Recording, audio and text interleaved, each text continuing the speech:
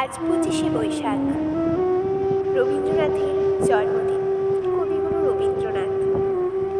সে কারণে আমি সেই উদ্দেশ্যে আজকে তোমাদের সঙ্গে কবিগুরু রবীন্দ্রনাথ ঠাকুরের একটি আবৃত্তি পাঠ করে শোনাব।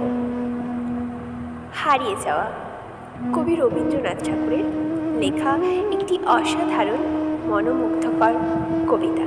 আমার খুবই পছন্দের, তোমাদেরও আশা করি ভালো লাগবে। ছোট্ট আমার মেয়ে সঙ্গিনীদের ডাক শুনতে পেয়ে সিঁড়ি দিয়ে নিচের তলায় যাচ্ছিল সে নেমে। অন্ধকারে ভয়ে ভয়ে থেমে থেমে হাতে ছিল প্রদীপখানি, আঁচল দিয়ে আড়াল করে চলছিল সাবধানে। আমি ছিলাম ছাদে তারাই ভরা চৈত্র মাসের রাতে। হঠাৎ মেয়ের কান্না শুনে উঠে দেখতে গেলেম ছুটে।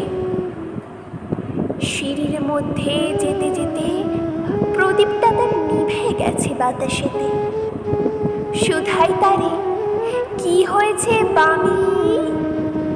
সে কেঁদে কয় নিচে থেকে, হারিয়ে গেছি আমি। তারাই ভরা চৈত্র মাসের রাতে ফিরে গিয়ে ছাদে মনে হলো আকাশ পানি চেয়ে আমার বাবির মতোই যেন অমনিকে এক মেয়ে।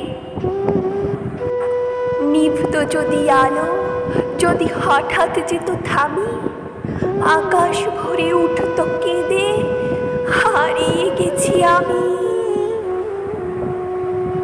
ধন্যবাদ সকলকে আমার আজকের আবৃত্তি শোনার জন্য।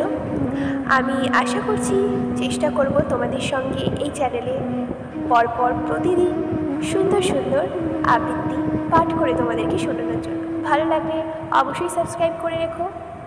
ধন্যবাদ।